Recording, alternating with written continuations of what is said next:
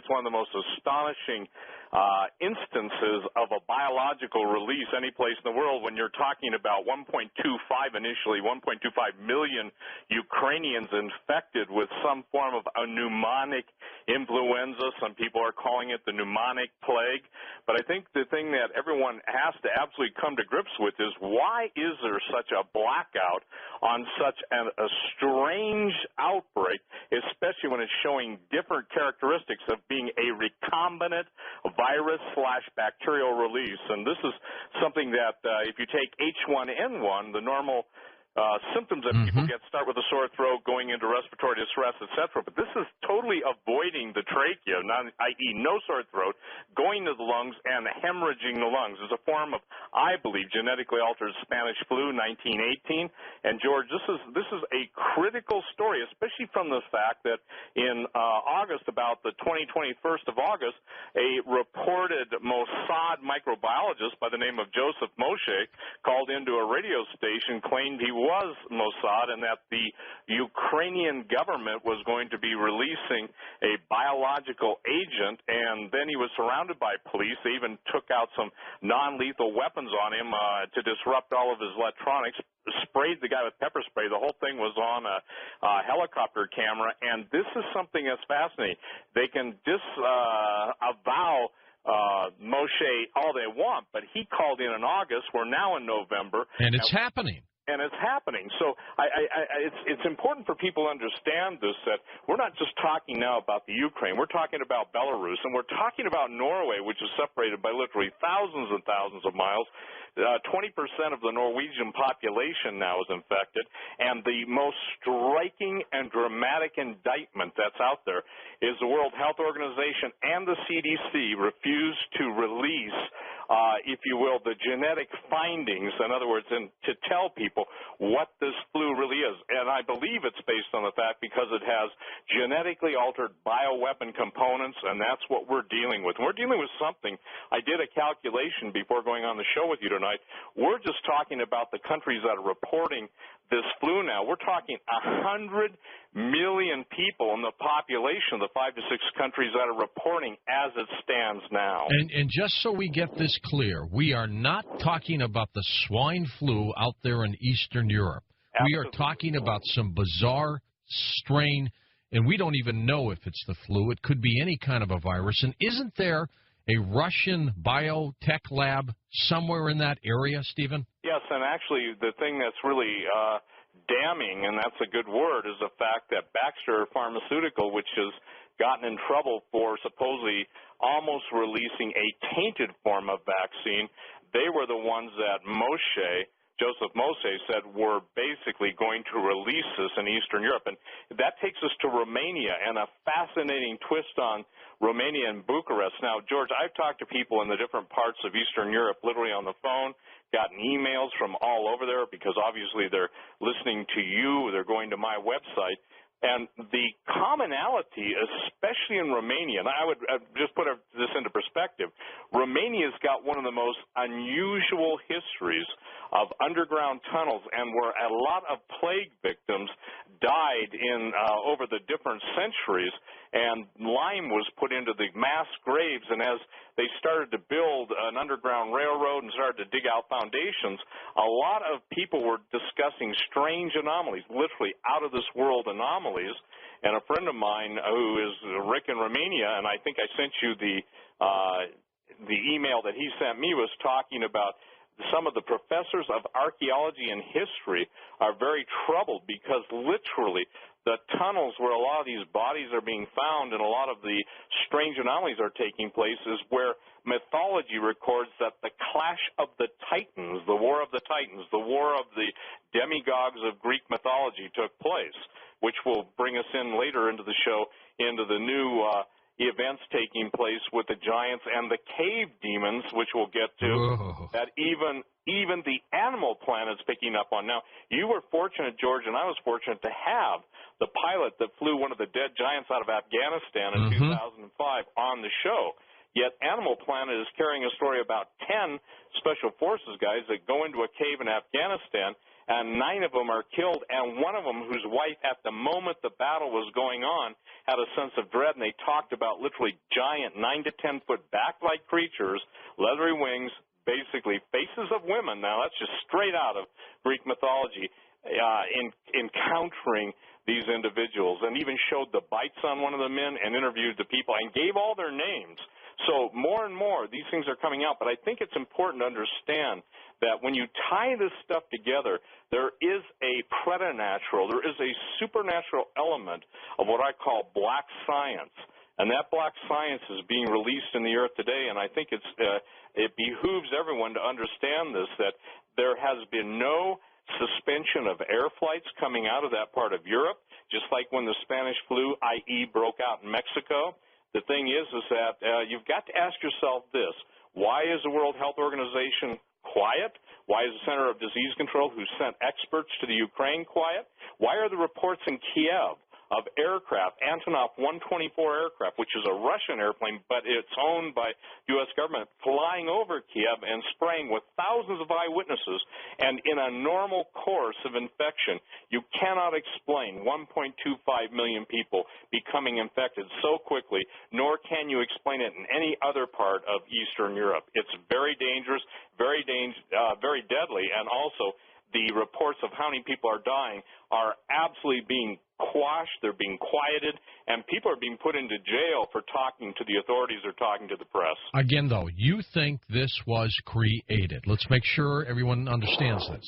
Absolutely. And I would say this, how I base that is, as you know, when you and I first started doing shows together, we started talking back almost a decade ago about the Spanish flu of 1918. Yep.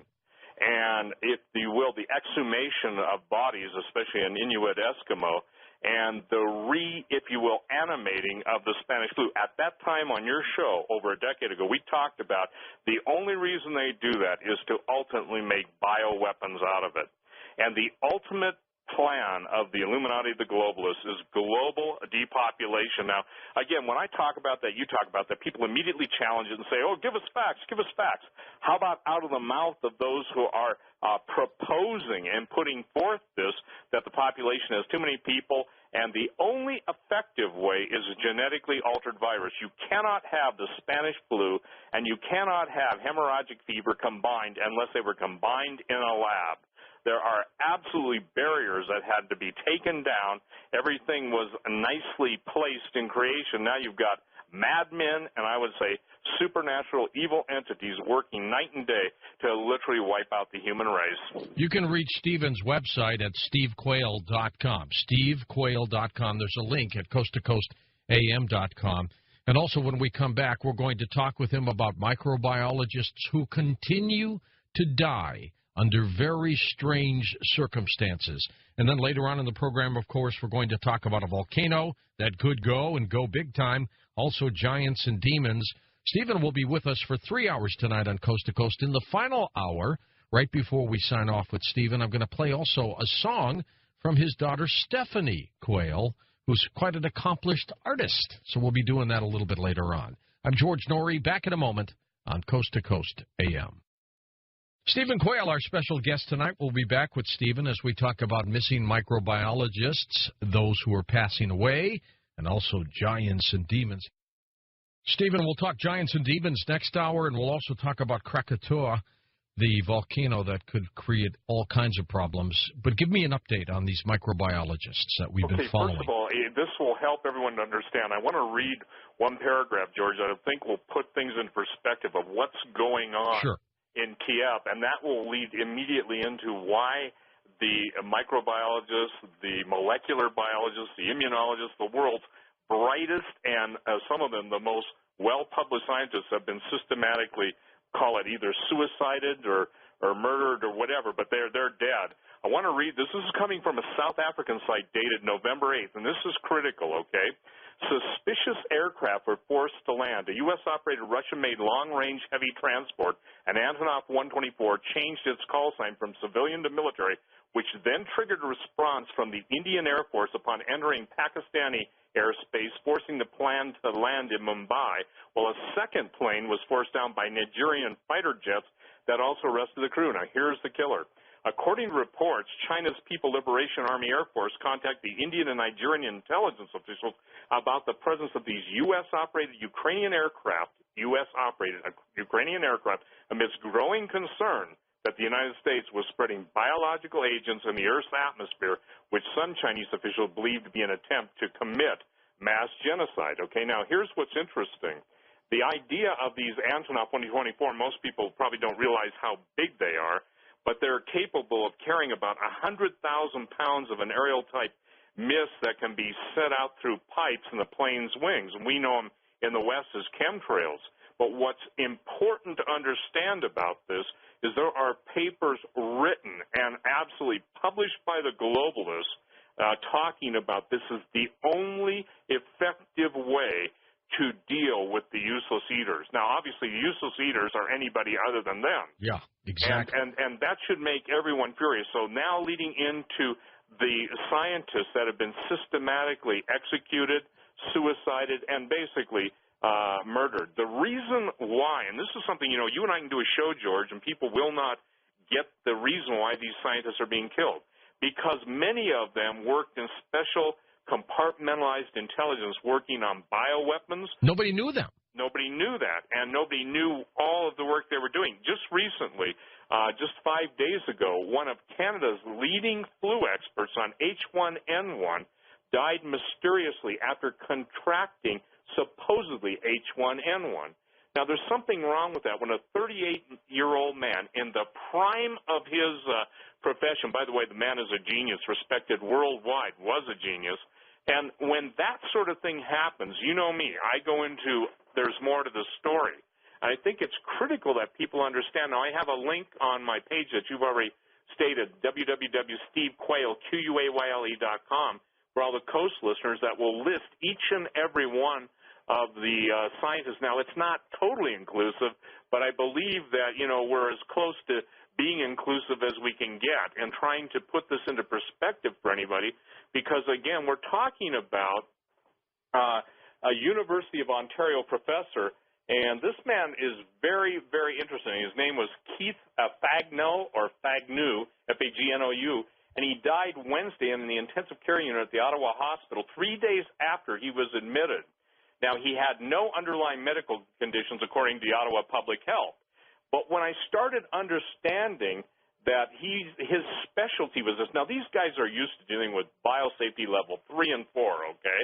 So I think what most people need to understand in the bioweapons development program, this is critical, you have shadows that monitor your progress, your compliance, and I don't know that this doctor or anybody else who's been murdered knew that their shadows were there, but there are unique ways of taking out these gentlemen. First of all, when you've got experts that are absolutely the most well-written, well-published investigators and scientific minds of their time, his specialty was H1N1. Jeez. Okay, now why would you want to take him out? Simple. Because, and somebody says, well, you can't say he's murdered. You don't know that. Well, on your show, when we talked about Dr. David Kelly, the head of Britain's porting down the Ministry of Defense and their biological weapons program, the official story was, he committed suicide, then his body's moved. To make a long story short, now they say he was murdered. So the reason these they said he committed suicide, but there was no blood by him, right? You got it. And the deal is that it's easy to claim that he died of H1N1, but to my knowledge, and I do not have access yet to the autopsy if there is one or was one. And by the way, I meant they found him with his wrists slit, but there was no blood there, right? Exactly. Yeah. And the bloodstain evidence was in a different location than his body was, and eyewitnesses said they saw people moving his body, and he was in an unnatural position, propped up against a tree. I mean, there were so many, how should I say, disingenuous investigative statements that someone said this is the most botched murder homicide and the most botched cover-up, and the investigation that went on was a total farce. But getting back to the scientists, the reason that these gentlemen and ladies are being systematically executed is because they're the ones that could not only point the finger to say, wait a minute, this is a bioweapon. The minute it would be announced that this is a bioweapon, what's the first thing that would come to your mind? Oh, Who did it? Who did it, of course, and why? Who benefits? Yeah, and if you could track who did it, do you think maybe the word retaliation might come in? Maybe. Yeah, and see, this is the thing that's critical for people to understand. The elitists hold the world's population in contempt. They're not content to starve them into submission. They're not content to basically blast them into submission. They have to have a bioweapon that can either be ethnically specific, race specific if you want, that can be geographically specific. They have designed the weapons. And again, when I wrote the book Breed No Evil a decade ago, you and I first spoke about it on your show, people could not believe that it would even become a relevant aspect of their life.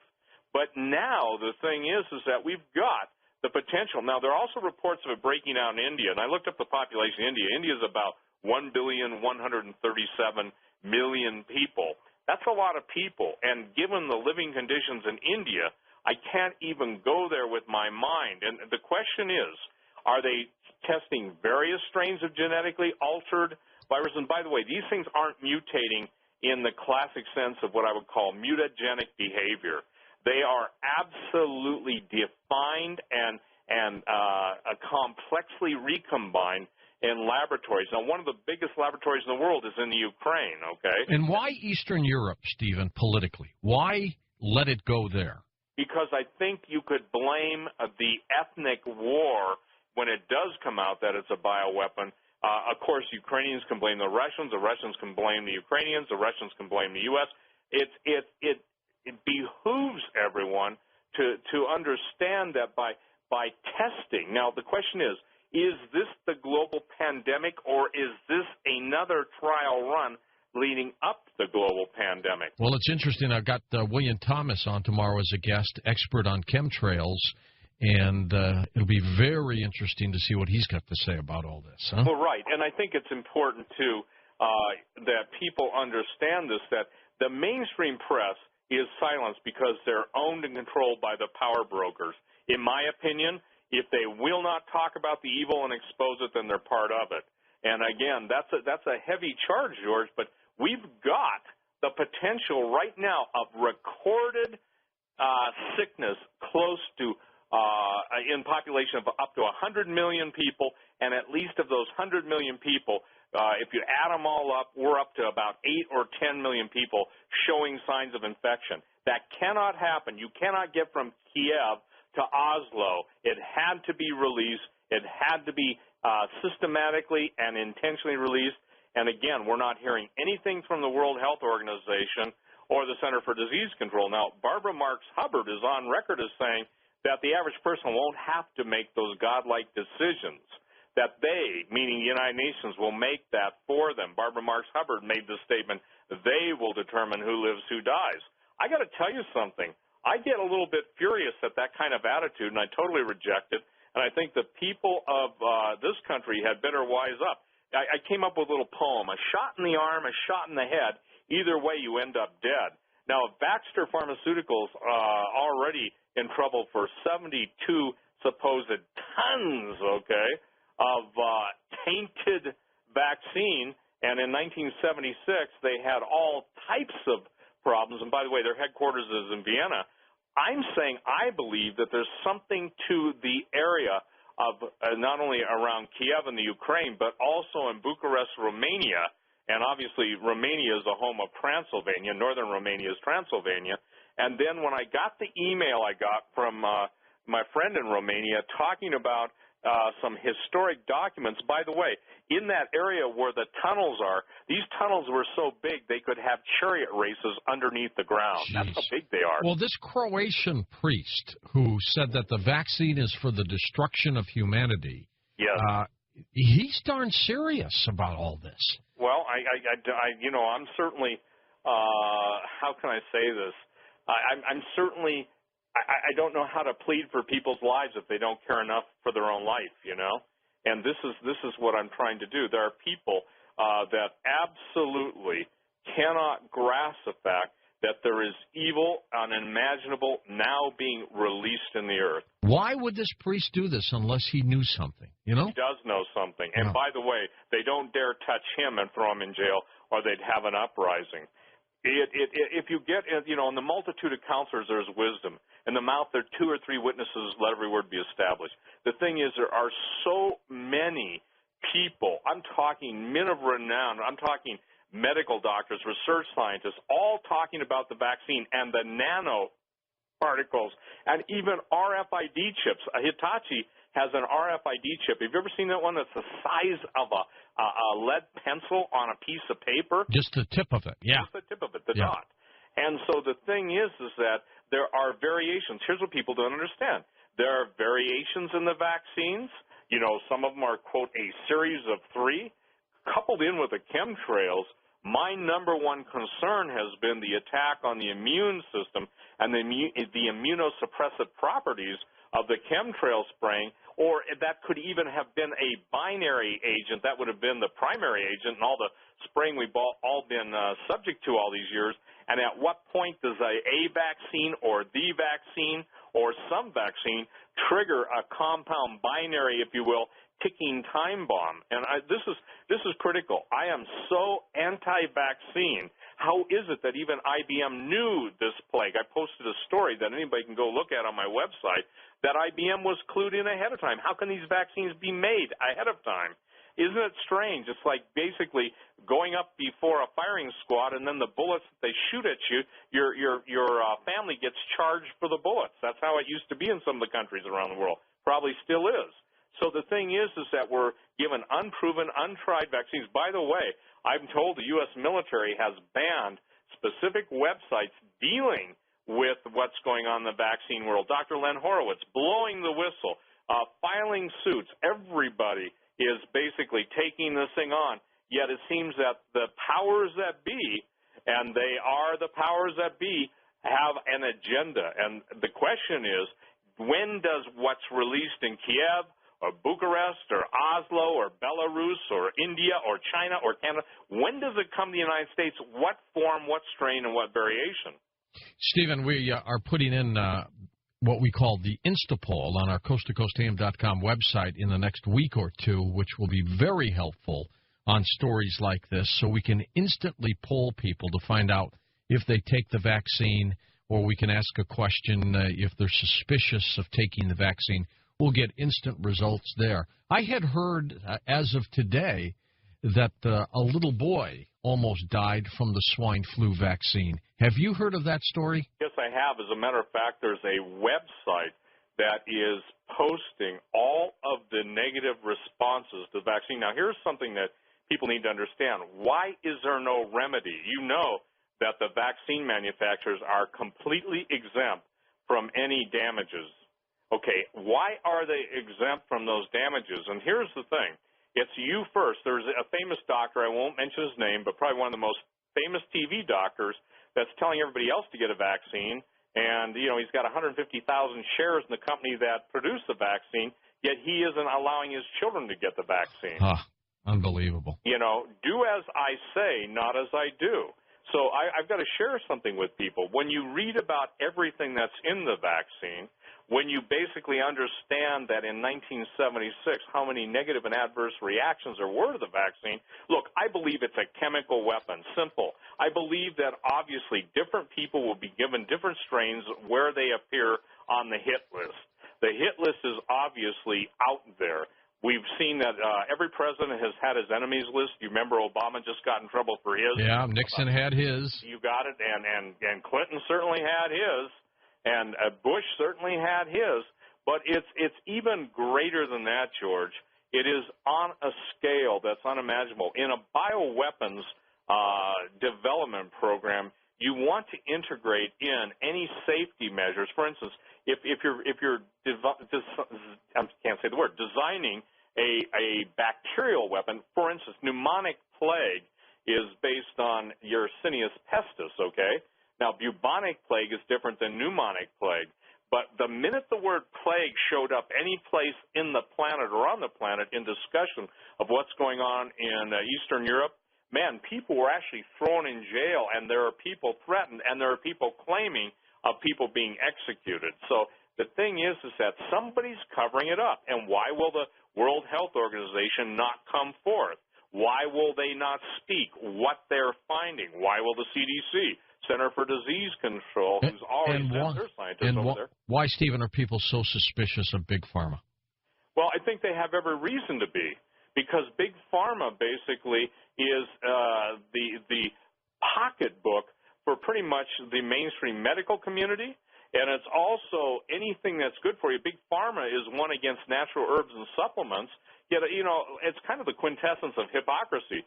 They spend billions of dollars to develop something they can patent, and let's say something that will work amazingly well if it's just take echinacea or golden seal or olive leaf. They can't patent that because it's a natural substance, but they can make the natural substance illegal and substitute the man-made. I have a real simple statement, George. If men make it, it's suspect. If God made it, it's probably good. You may be right there, Stephen. As a matter of fact, there's a story breaking today on the Shroud of Turin. You'll get a kick out of this, where they did some holographic photographs, and these researchers claim that whatever body was wrapped with this shroud was levitating. Well, isn't that incredible? Well, yeah, and I would say this, as a believer in the resurrection of Jesus Christ, I would say, what would they expect to happen if you're dealing with a supernatural entity? And the power, I've also read that and again, I'm a big follower of the research on the Shroud of Turin. The thing is that the amount of energy, that was taken to place the different chemicals into that, I think it's amazing. And I think that people have got to understand something, that we are now in the realm of the normal no longer being an acceptable definition of what's going on.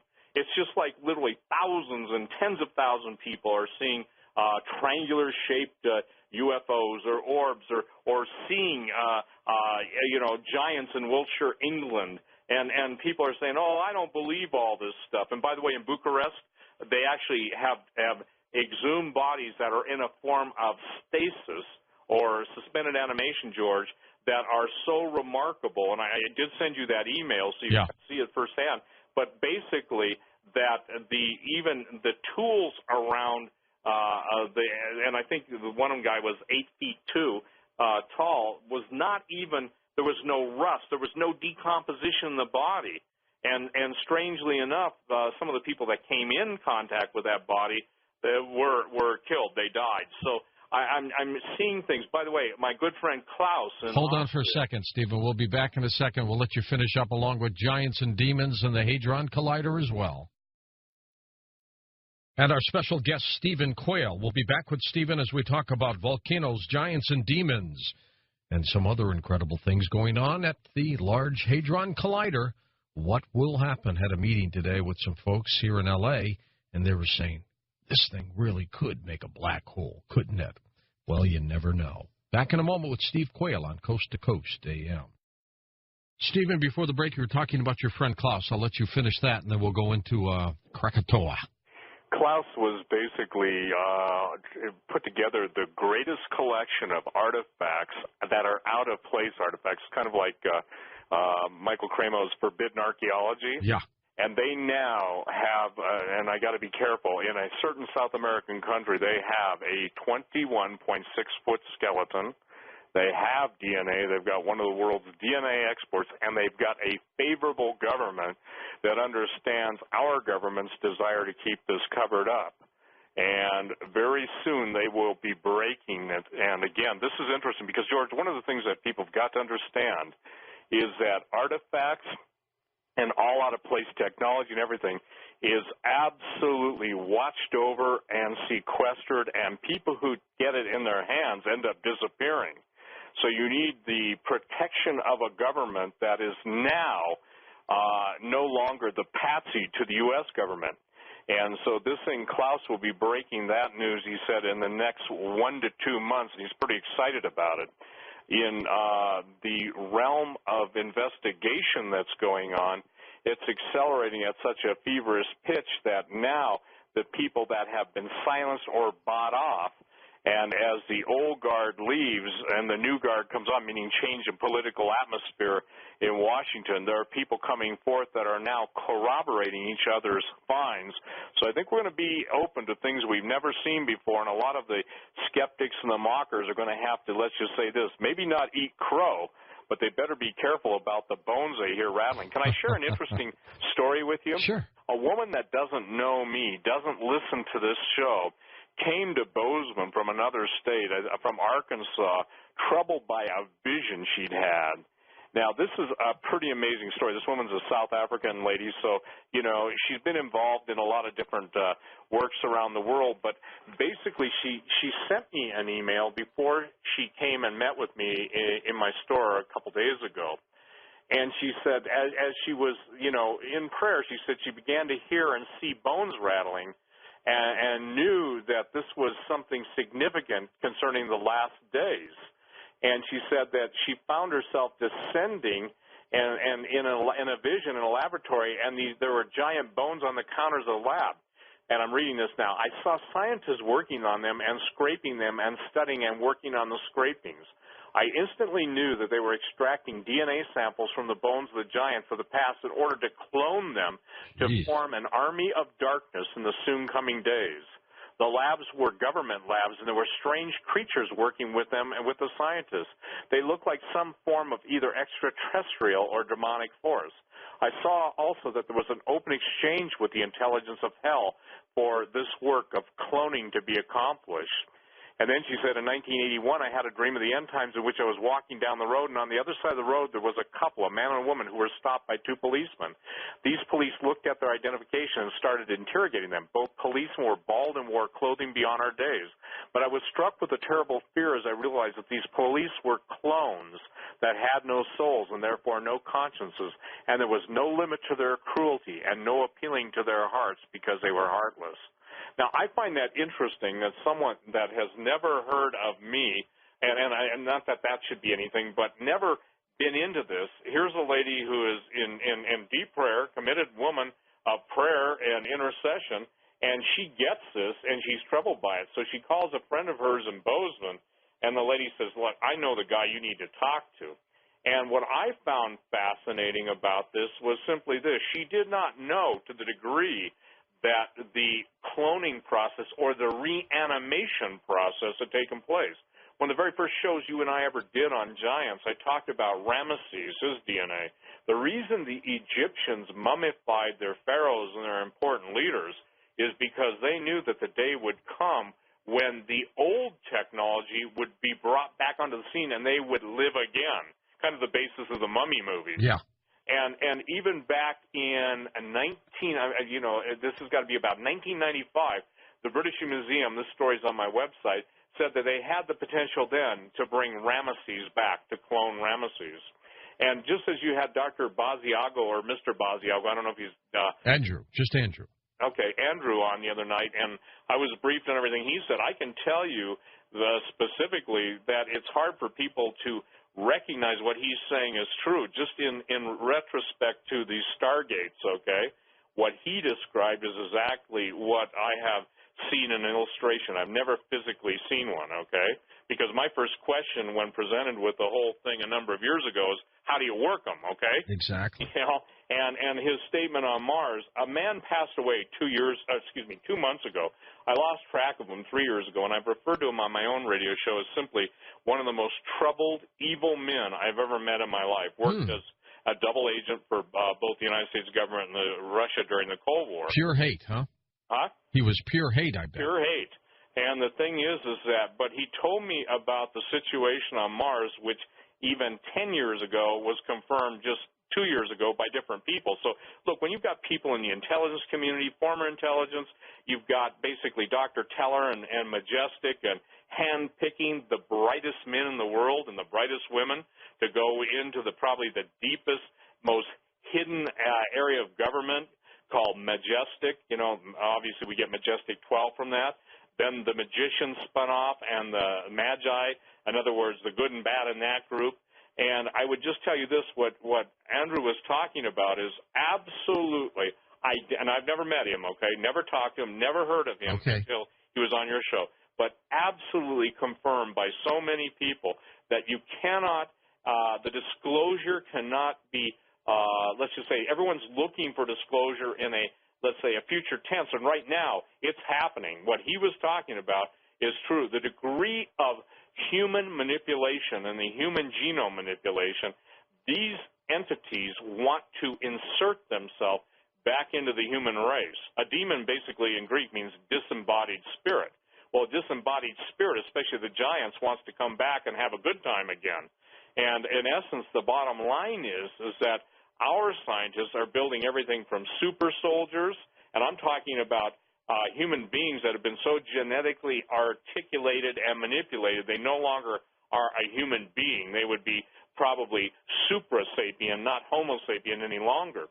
And because of this technology advance, it puts us right into the book of Revelation. When you're talking about armies of demons and the ultimate war in the book of Joel, of armies that can run over walls, you're talking giants. And, you know, that's the hardest thing, I think, for people to grasp. Obviously, a lot of your guests have their take on the aliens. I have my take on the aliens.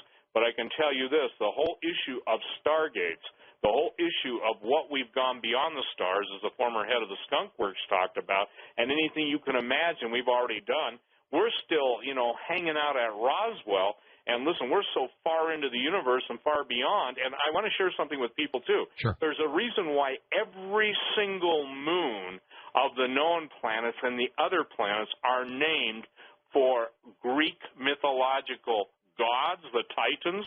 Most every single moon of Saturn and Jupiter is named after Greek mythological. And the same thing with Mars. Mars has Phobos and Deimos.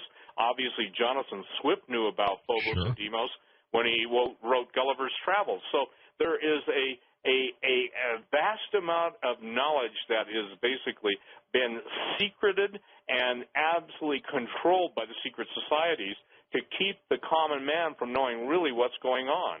And so the idea is this, to wipe out the human race that I believe is created in God's image and likeness and replace it with the transhuman or the genetically altered entities that they believe will replace what God made a mistake on.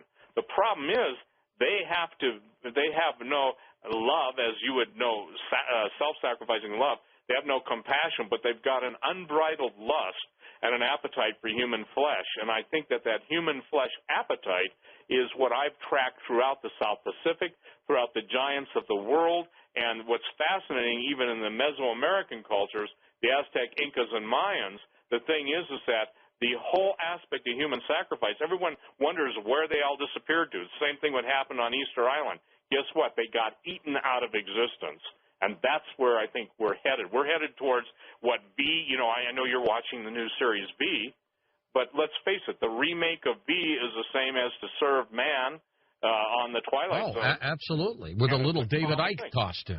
Right, and what's fascinating, if you take the creatures that are being represented in the science fiction movie V as lizard-like creatures, that's exactly how Quetzalcoatl is portrayed, the Aztec deity, a giant who, by the way, came from the east as a giant lizard man with feathers. Interesting, huh? It sure is. Let's get back to giants and demons. What's happening with these volcanoes worldwide, Steve? Well, I think the volcano that people need to really be paying attention to, and Sue Bradley, a dear friend of mine, and I refer to her as simply one of the most brilliant researchers in the world, as Anak Krakatau means son of Krakatau. Krakatau or Krakatoa, as it used to be called in 1883, was one of the most voluminous explosions, the loudest explosions ever recorded by recorded history.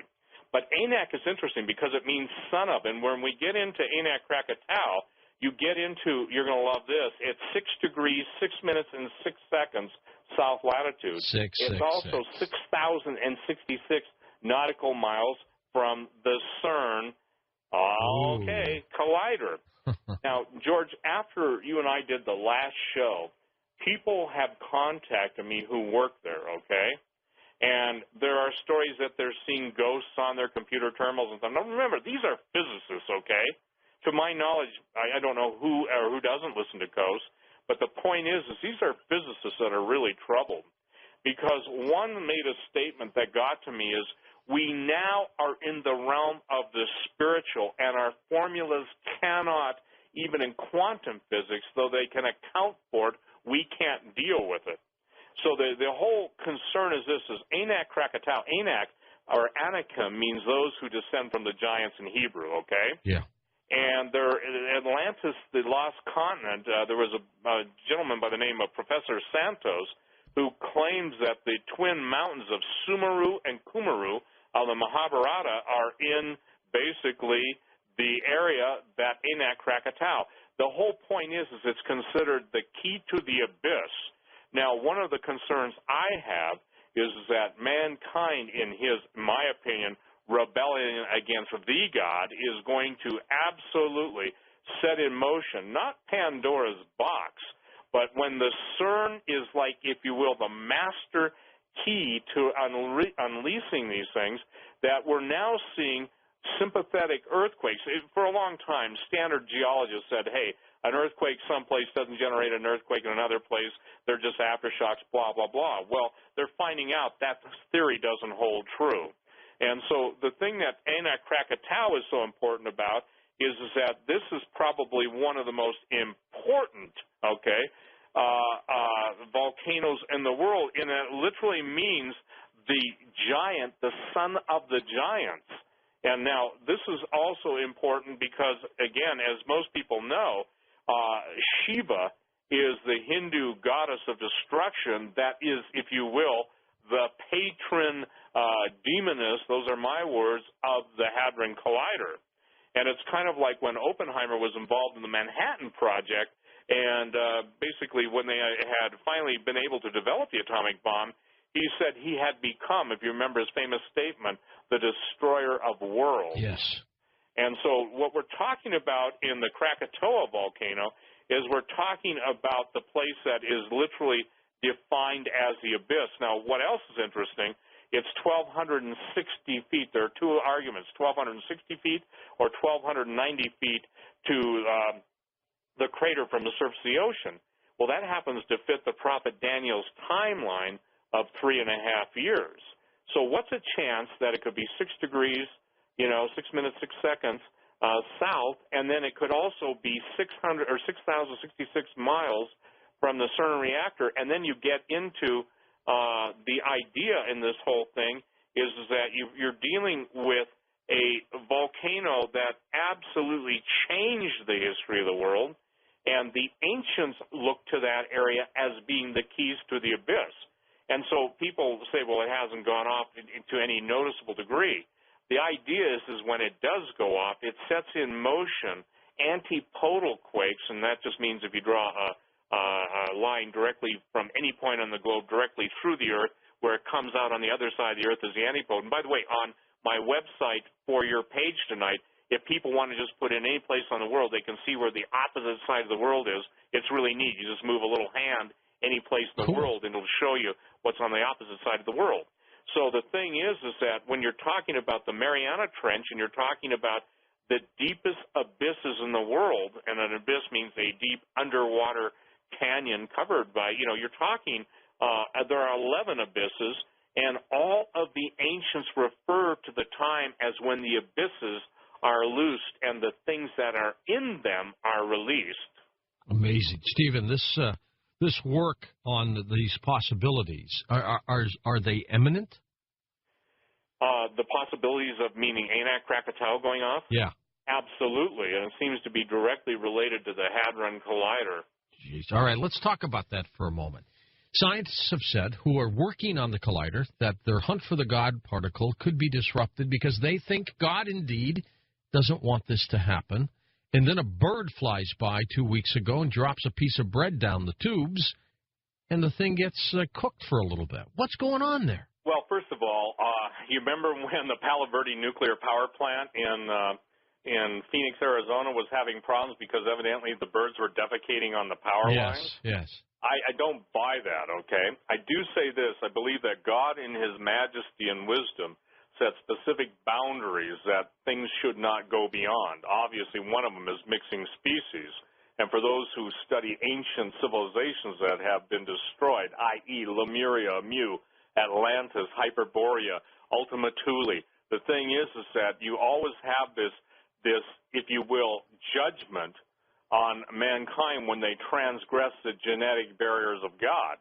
Saying all that, I believe, and I can tell you from, how should I say this, well-placed sources, that there, as one very high-ranking military official told me, he said, children shouldn't play with dead things, and he was talking about fallen angels, okay, and not only the fallen angels, but the giants.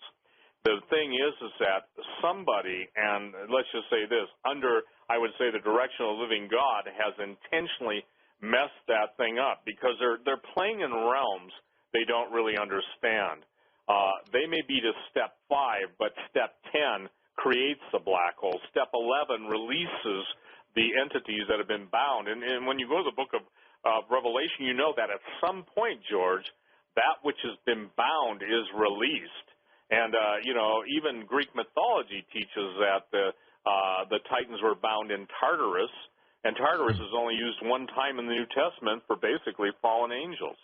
So the thing is that it's a specific place of rebellious angels. So, it's tough for people to even think of, quote, good angels, bad angels, when they're dealing with the laws of physics. But I can tell you this, to say that physicists who always thought they could quantify their world or qualify it by mathematical equations, they are seeing things and experiencing strange shifts in time that they cannot explain by their formulas. We will take phone calls next hour with Stephen Quayle. When we come back, we'll talk about cave demons, giants, and incredible information. As a matter of fact, we've had guests on the program who talk about how the atmosphere was hundreds of thousands of years ago conducive to giants. And we're talking about 8 to 15-foot tall people.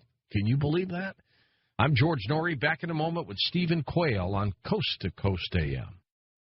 Okay, if you are not a StreamLink member, go to coasttocoastam.com and find out all these wonderful things you can do with StreamLink for just pennies a day, which include podcasting and downloads past 3 years of archives. That's going back even further, and some incredible things you can do with the iPhone app now, too, which I didn't realize how many iPhones must have been sold over the past year or so.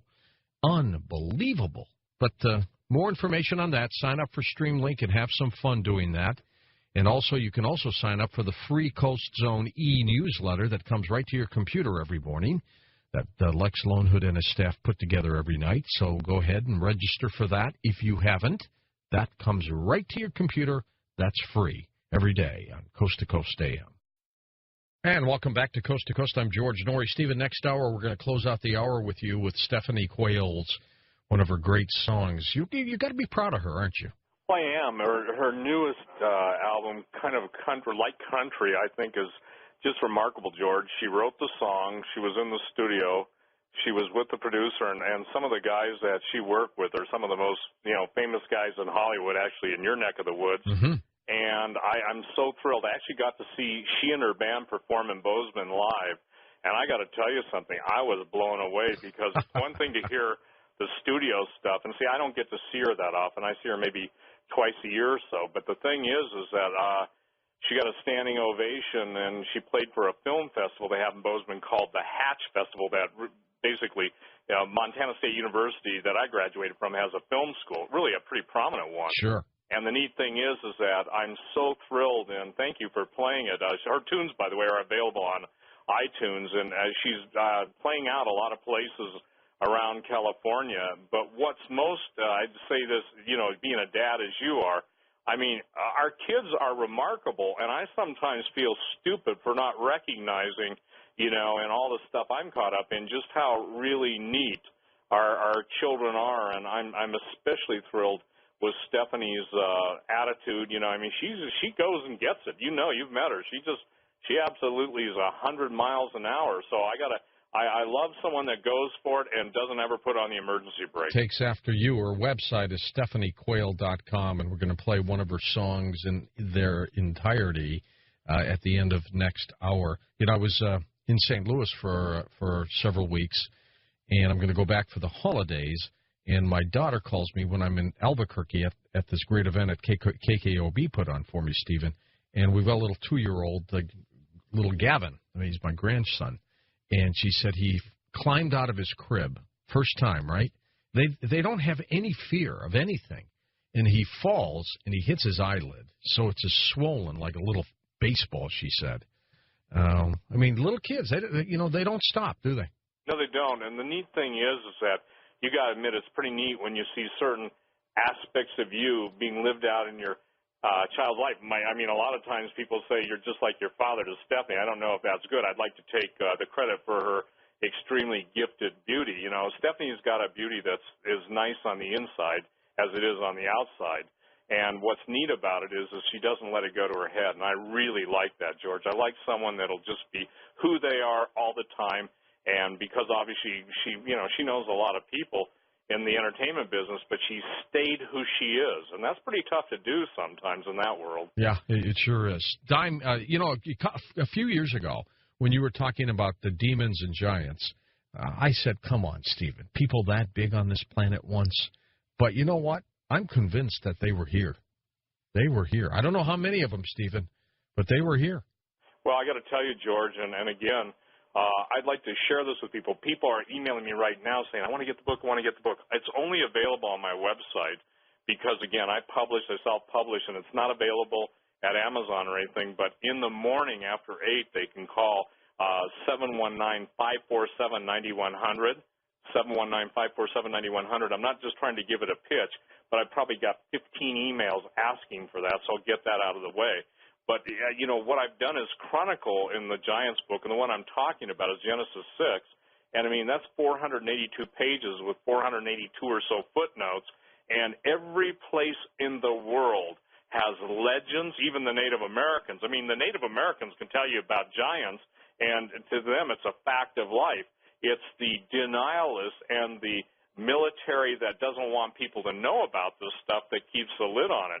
But every place in the world has their giants, the greatest architecture. And, you've heard me say this on Coast so many times. It's not what's on the surface. It's what's under the surface that counts. All right. The skeletons that have been found across this planet, where are they now? Do we know? Well, there were some even in the Lovelock Museum in Nevada. I mean, the British Museum has got them. Israel's got a whole mess of them. The Egyptians have a whole mess of them. When I say mess, I'm talking literally hundreds and hundreds. But, the United States pays Egypt to keep a lot of the finds quiet. That's what people don't understand, and that's why I said when my friend Klaus goes on expedition, he's got to have the benefit of the government being for him and protecting him. Because once this breaks, okay, obviously everyone's familiar with Michael Crichton's work, Jurassic Park, obviously Steven Spielberg's movie, Jurassic Park, all the variations of it. But what I don't think people understand, it is no longer science fiction. That's science fact. And it's not that they're looking forward to doing it in the future. They're looking to do this stuff now. And for the record, this is done. You're an old Navy guy, so you appreciate this, okay? I'm not that old. Well, when I say that, forgive me. I don't mean that, but I know that. Disrespectfully. When we're around teenagers, we both feel, let's say, older than them, okay? Yeah, exactly. Or young women. But a friend who was taken to a deep underground base on an island that doesn't show up on the charts, okay, in the Navy. And then after having docked on that island, he was escorted to an unassuming blockhouse. He went down in an elevator to a deep underground base. And he said, which was below the seafloor because it was much larger than the whole length of Mystery Island. And there, listen to this. Now, this is 40 years ago. It was filled with high-tech lab equipment, researchers, doctors, military guards, and they were all in the old atomic energy white PDUs. And he said there he saw genetic research being done and also saw giant hybrids and grays, what we know as the gray aliens. And he had personal experience with one of the hybrids later in his career. And he said the labs were run by the U.S. government and had alien fallen angel collaboration, all under Magic/NSA/Navy AEC auspices. God. And that's 40 years ago, okay? You believe that? Yes, I do. And let me be kind of vague, but you'll understand what I'm saying to you, and it's for just safety's sake that I be vague. I shared with you a certain amount of information on, do you remember an email I sent you? Yes. saying you could ask me anything, okay? Yes. And I would tell you the best of my ability. One of the things that, and I attribute this to literally the mercy of God in my life, because I don't know all this stuff. I couldn't know this stuff unless somebody told it to me, okay? But when you've got people that the details are so accurate and so completely in sync with each other, you got to say, wait, there's more to it than this. And I can just tell you this: I was once, and I think I shared this. I was undertaking an expedition to the Solomon Islands. And someone who had, let's say, oversight and knew what was going on and knew of a plot both against me and against a certain Australian I was to meet there, by the way, he said, do not go, Steve. They will take down the aircraft that you are on to stop you. And literally, the gentleman I was to meet was blown up in Fiji. Oh. And he had come across a skeleton that we were trying to figure out how to, I'll be blunt with you, smuggle it in the United States because it was a giant, and the giant actually had calcified horns. Why calcified horns? You got it. Like devil horns? Like devil's horns.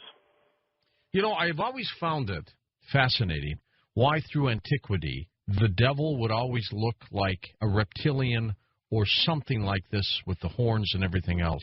Well, I think the Bible says the serpent. Now, when we think of serpents, you know, some people think of sea serpents, some people think of snakes, you know. But again, the best, I'd say this, the best revelation that I know of in history to define what the serpent looked like, and keep in mind that angels can transmute their form, okay? Paul said, the Apostle Paul said, the devil himself can appear as an angel of light. And when you get into the weird sexuality of demons and humans all through the Middle Ages, the Dark Ages, incubus, succubus. By interesting fact, both Marilyn Monroe prior to her death and Jane Mansfield prior to her death, and even Anna Nicole Smith talked about having spiritual sexual experiences. And I don't want to get into that in a deep way, but it's fascinating to me that there's nothing different about a 21st century account of that, and I can go back and take everybody through the Middle Ages, Dark Ages, back into early history talking about that. Even in the old desert lore of 2000 BC, they talked about the seduction of the night hag and the Lilith, Lilith.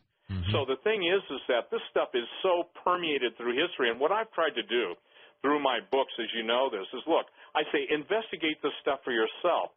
But it's not so much that where there's smoke, there's fire. I mean, these are blast torches of absolute amazing revelation, and somehow people just think, again, that, you know, some caveman bounced some cave girl on the head, and that's where we came from. I just disagree with that. How can you have star charts in the caves of Altamira, Spain, or Lascaux, France, that are absolutely extrasolar, in other words, showing our solar system from without our solar system, either Sirius or Pleiades or someplace. And, I mean, somebody had to tell them that. Somebody had to show them that. And the Bible says that it was the fallen angels that taught mankind all of the advanced technology. It's like Babylon, the gate to God. The idea was to build stargates. And when you take all these places, George, of magnificent architecture, of if you will, supernatural attribution to the giants, to the gods, to whatever built them, it's always interesting that it's linked to a race of super intelligent giants that came from the east. My take on that is that when Joshua and Caleb, two literal figures, you know, they went into the promised land, so to speak, and that God literally drove the giants out before them. But the giants, I mean, you know, when you're talking about someone that's a 20 or 30-foot entity, and by the way, the Colossus of Rhodes, which is one of the ancient wonders of the world, that was life size, okay? So it's hard for people to buy 20 and 30-foot giants. We're dealing with the Colossus of Rhodes. You're dealing with some rather tall individuals. Even the Paul Bunyan myths and all the myths of America, both Latin, South, and North America. By the way, America, everybody thinks it was named for Amerigo Vespucci, but it wasn't. It was America, which means land of the plumed serpent, and that's Quetzalcoatl's title, and Quetzalcoatl is a giant.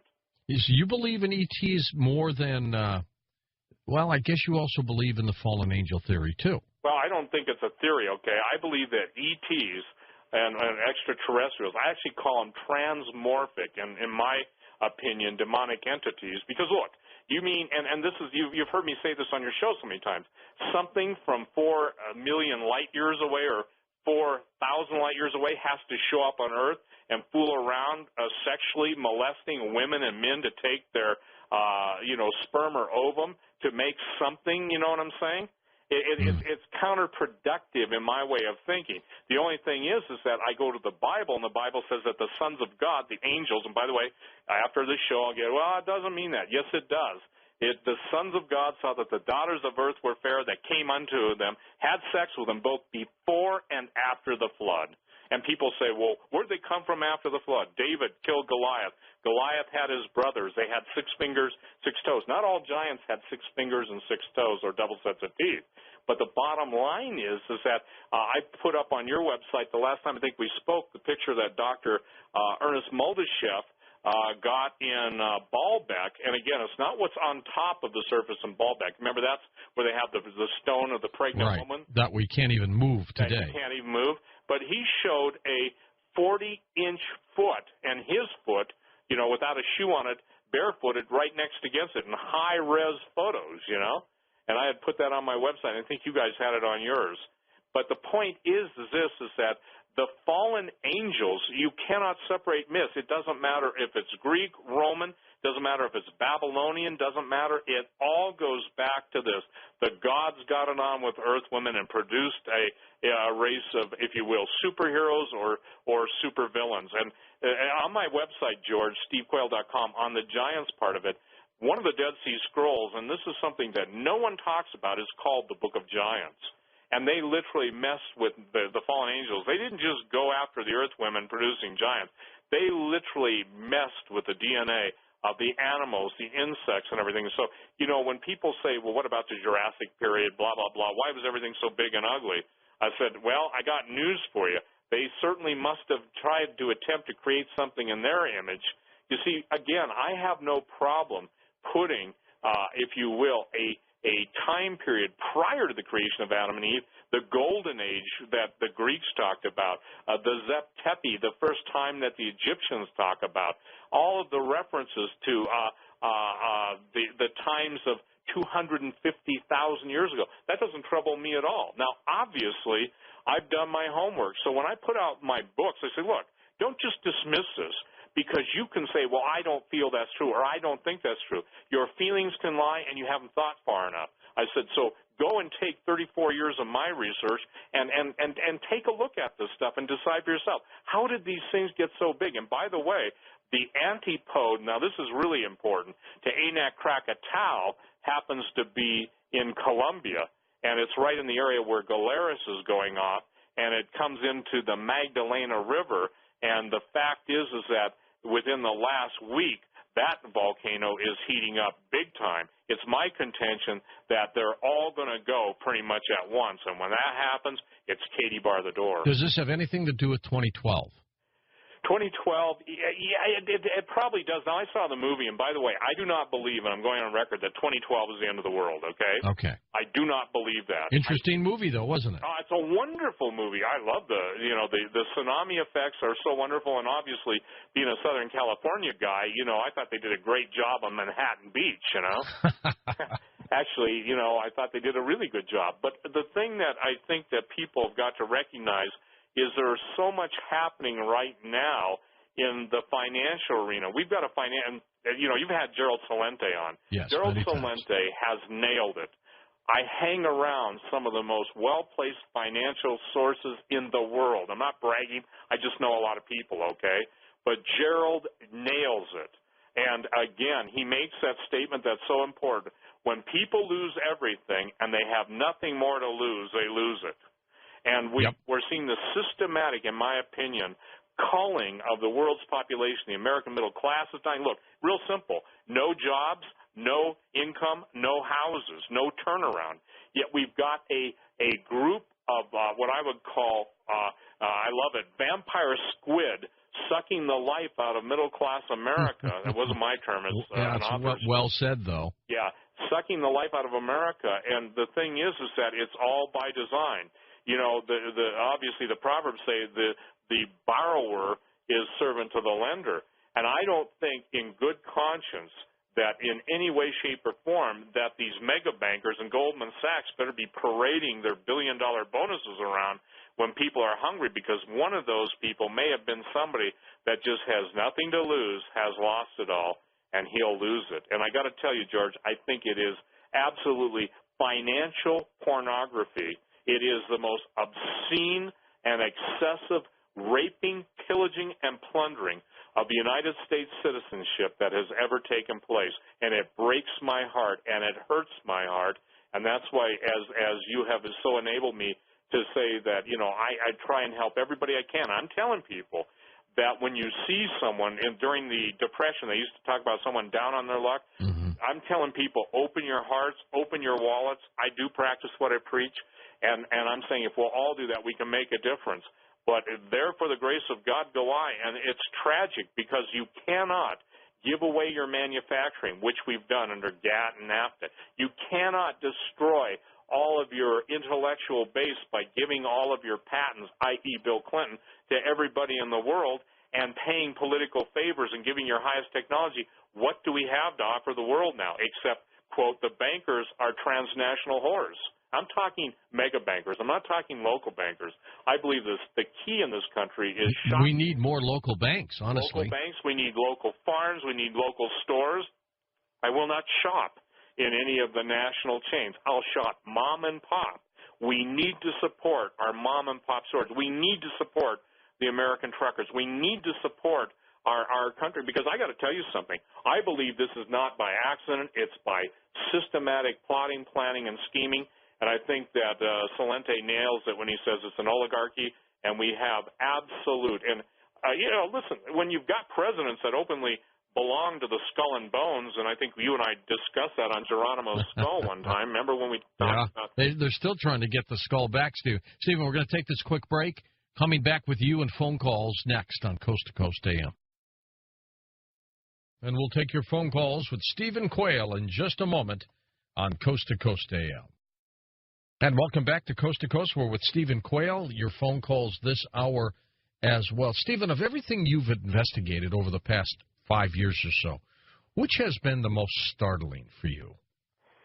I think the degree of cloning capability and the replacement technology that exists, and the idea that men can now basically, in the world not only of synthetic biology but transhumanism, the amount of money, George, that is going into the development of being able to make a clone for someone, then being able to download the person's sum total of their collective subconscious and conscious, it's got to be the most, how should I say this, mind-blowing thing I've encountered. But it also all goes back to ancient history. You know, Solomon, the wisest guy in the world, said simply this: there's nothing new under the sun, for that which will be has already been.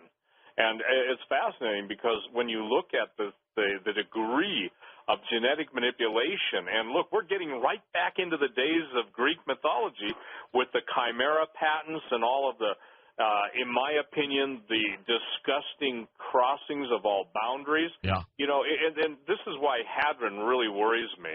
You know, when God sealed up these fallen angels, it was because they were literally destroying mankind upon the earth.